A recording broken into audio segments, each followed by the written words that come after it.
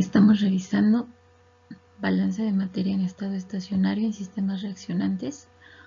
Un balance de materia, recordarás que es una contabilidad de lo que entra y de lo que sale en un proceso. El estado estacionario es cuando las variables no cambian con respecto del tiempo en un proceso, y en este caso aplicaremos reacciones en los procesos. Vamos a estudiar y analizar aplicaciones en bioprocesos como son las fermentaciones y las bioconversiones. Un bioproceso es aquella serie de etapas donde se utiliza una materia prima de origen biológico y se transforma a un producto de este mismo origen para producir bienes y servicios. Los bioprocesos han sido ampliamente utilizados en la industria alimentaria, química, ambiental y farmacéutica, en general en la ingeniería o en la industria biotecnológica. Y bueno, estos bioprocesos utilizan principalmente células. Estas pueden ser animales, microbianas o bien parte de ellas, como son las enzimas. Por otro lado, los microorganismos son ampliamente utilizados. Estos microorganismos son los que van a transformar materiales biológicos. Estos materiales biológicos son principalmente con fuentes de carbono, como son la glucosa, y se producen diferentes productos a nivel industrial, como pueden ser alimentos fermentados, productos de bajo costo como es el alcohol industrial, disolventes orgánicos, o bien productos de alto valor agregado como son antibióticos, proteínas terapéuticas y vacunas.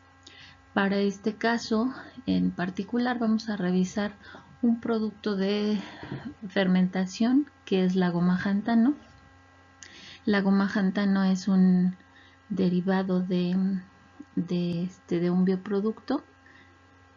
Se forma para utilizarlo principalmente en la industria alimentaria como espesante por su alta viscosidad, a esa consistencia a ciertos alimentos como son las mayonesas, los helados, las gomas de mascar.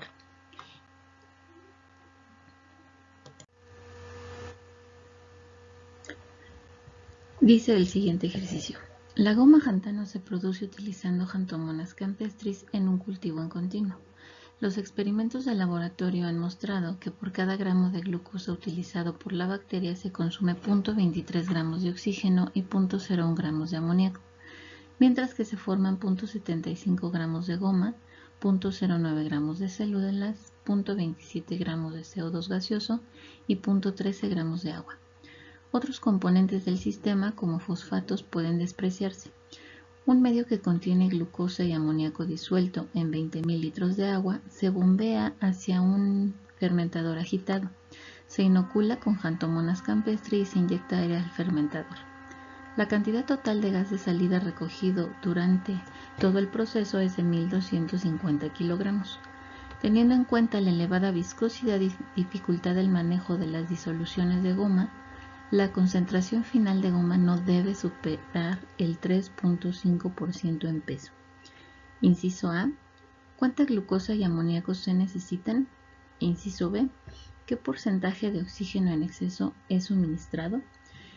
Bien, de los datos que tenemos en el ejercicio, hemos planteado la reacción que se lleva a cabo, donde se tiene glucosa. La glucosa se transforma a goma xantana. La Xanthomona campestris necesita una fuente de oxígeno, una fuente de nitrógeno, en este caso el amoníaco, para producir este bioproducto que es la goma xantano, y en esa reacción se van a generar cierta cantidad de bacterias. Se genera CO2 gaseoso y agua.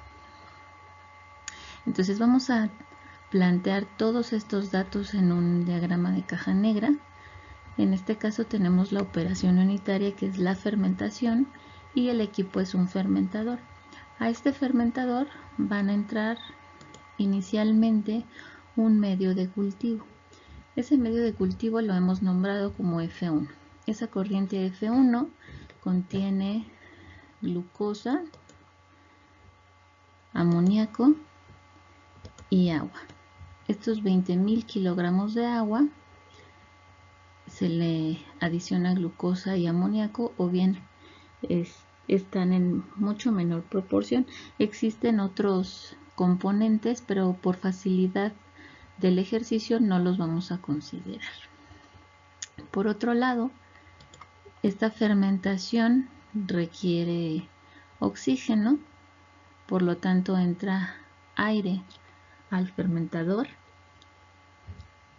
y el aire pues está compuesto principalmente de oxígeno y de nitrógeno. Los gases que van a salir a la salida del fermentador nos dice que tenemos una corriente F3 con 1250 kilogramos, y esta corriente va a tener el oxígeno, va a contener el nitrógeno y el CO2 formado de la reacción. El nitrógeno porque es una especie que no va a reaccionar, sino que la contiene el aire y pues va a salir. Y el oxígeno, debemos asegurar que el oxígeno entre en una cantidad suficiente y que no se consuma del todo y que la bacteria quede sin presencia de oxígeno, entonces debe suministrarse en exceso. Finalmente tenemos una corriente de producto F4 y nos da el ejercicio una restricción. El porcentaje de la goma xantano no debe superar 3.5% de concentración. Entonces ese es el dato que nosotros tenemos.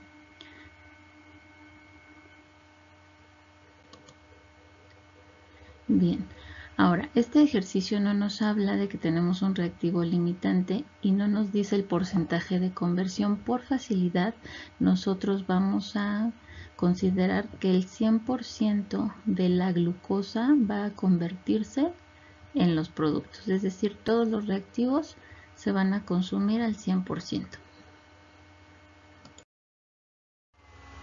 Bien, vamos entonces a colocar nuestras variables en nuestro diagrama de tal modo que presentemos toda la información en este bloque. Tenemos entonces el medio de cultivo en F1, tenemos la fracción en 1 de glucosa, la fracción 1 de amoníaco y el flujo de agua como F1 por la fracción en 1 de agua. En F2 tenemos el aire con una composición molar de 0.21 de oxígeno y 0.79 moles de nitrógeno. Eso es lo que sabemos teóricamente, por eso lo establecemos como fracción mol. F3 son 1250 kilogramos y aquí no conocemos las fracciones. Tenemos la fracción másica en 3 de oxígeno, la fracción en 3 de nitrógeno y la fracción en la corriente 3 de CO2. El producto, que va a ser la corriente F4, va a contener la goma xantano con el dato que nos da el ejercicio de 0.035. Este producto también va a contener a las bacterias que se están generando y el agua. Entonces vamos a empezar a proceder con establecer los balances, pero antes tenemos que considerar el aire. En lugar de tener fracciones molares, pues necesitamos fracciones másicas, para lo cual nosotros vamos a considerar sus pesos moleculares, tanto del nitrógeno como del oxígeno, para poder calcular las masas. Sabemos entonces que la masa del nitrógeno es igual a los 0.79 moles que están entrando de nitrógeno. Si lo multiplicamos por su peso molecular, 28 gramos por mol, obtenemos la masa del nitrógeno que entra.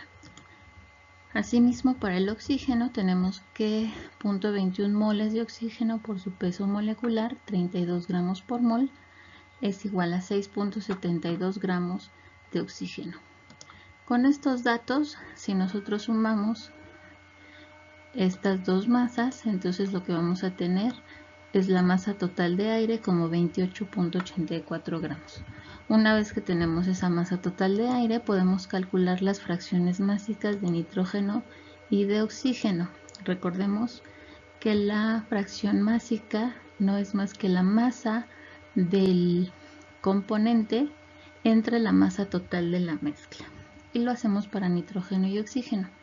Tenemos la masa del nitrógeno entre la masa del aire, 22.12 gramos entre 28.84 gramos, nos dan 0.767, y para el oxígeno tenemos una fracción másica de 0.233.